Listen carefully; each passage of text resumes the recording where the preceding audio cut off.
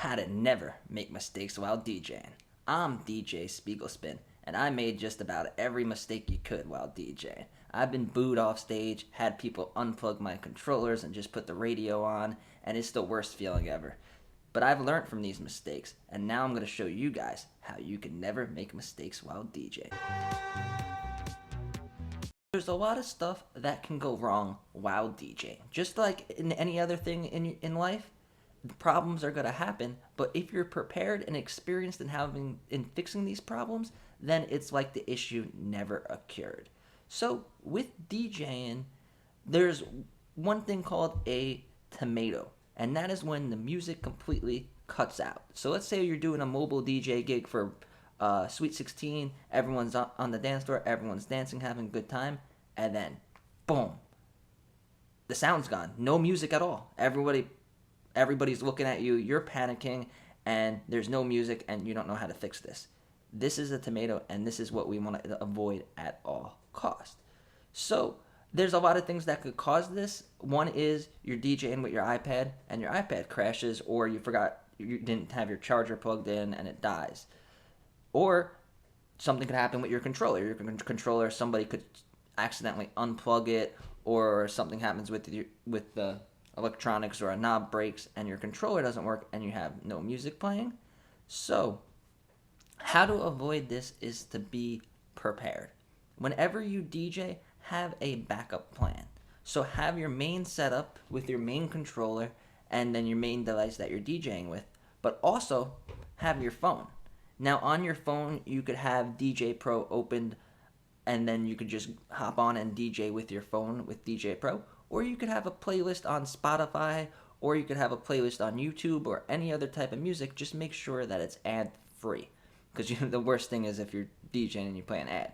So this happened to me. I was doing a birthday party, and I'm DJing. Everyone's having a great time, and then the DJ Pro app crashed. My iPad went blank. The whole place went silent. So what I did was, I had my phone connected. I was using PA speakers that had Bluetooth, so my phone was connected with Bluetooth. So I just quickly got my phone, boom, pressed play, and I had a playlist on my phone, and now that bought me time to see what happened with my iPad. So I just restarted the iPad, relaunched the apps, and did a functional transition from my phone back in the DJing with the iPad.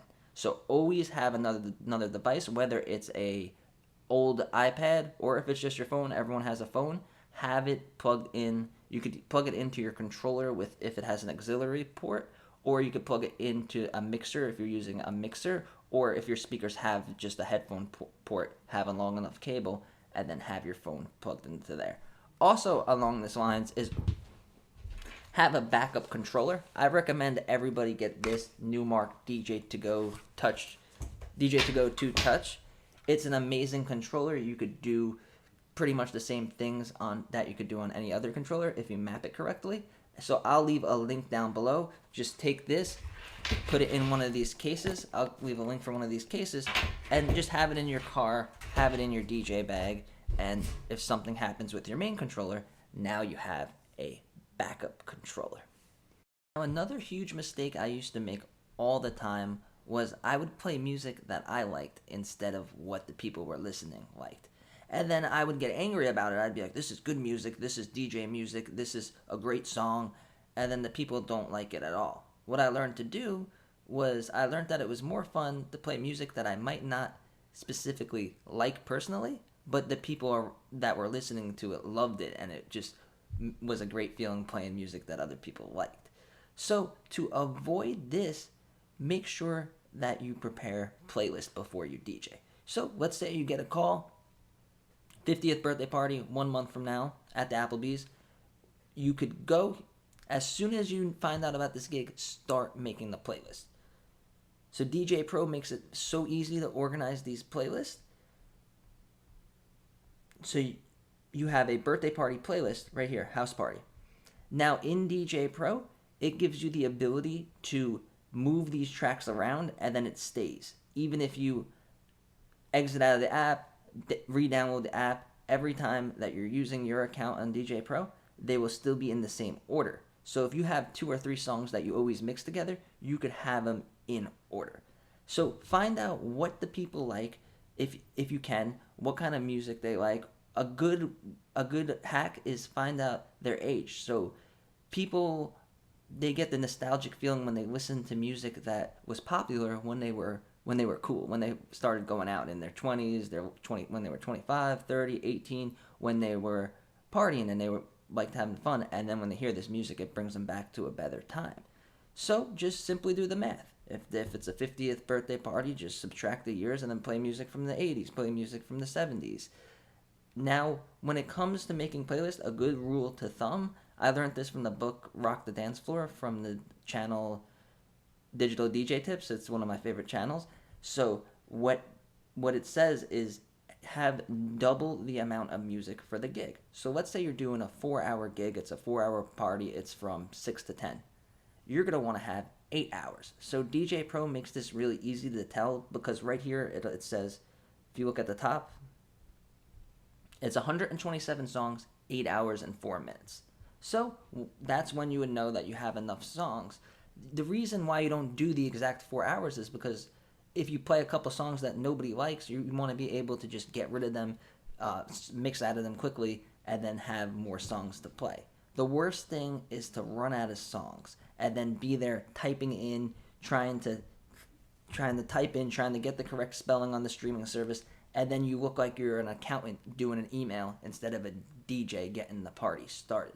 So to avoid that, always have your playlist, and then included in having a playlist for the specific party, have your own go-to playlist. So I always have the intro one. This is when I start my gig. I got a custom intro made on Fiverr. Then I also have stuff like this, which is like the crowd applause. So if it's a surprise party, then you can play this one. And you could find these if you go to Tidal and then type in DJ sound effects. And then all of these different royalty-free sound effects that you could use in your DJing will come up. Make sure that if you're a DJ that uses mostly streaming services, make sure that they either have Wi-Fi or that you have cellular data. I pay an extra $15 a month and I get service pretty much anywhere. It's the same service as my phone, so you guys could do that. Or if you know where you're DJing, let's say you're DJing at the bowling alley, you could call the bowling alley, ask them if they have Wi-Fi, or you could go there and then try to load up a song and then see if it's going to work. Because I've been booked to do a DJ gig, showed up there with my iPad, showed up with all my speakers, my controller and everything, and then I had no Wi-Fi and I had no music, and it was really embarrassing. So make sure that doesn't happen. Another thing is when you're actually DJing and you make a mistake. So let's say you were going to mix another song in and then you had the volume all the way down and there was complete silence. You could own the mistake. So instead of getting all mad and ready to ruin your focus, just maybe cut the sound out another 2 or 3 times and own that mistake. Or if you hit the wrong knob and you made the wrong sound, you could just do a couple more of those and make it seem like you wanted to do it. So if you know how to fix the mistakes, then you won't be afraid of making the mistakes, and it'll make DJing so much more fun and easy. So if you guys like learning how to be the best DJ you could be, learning how to DJ with the iPad and what's new with DJ Pro and DJing in the metaverse, subscribe to this channel. I make videos every day.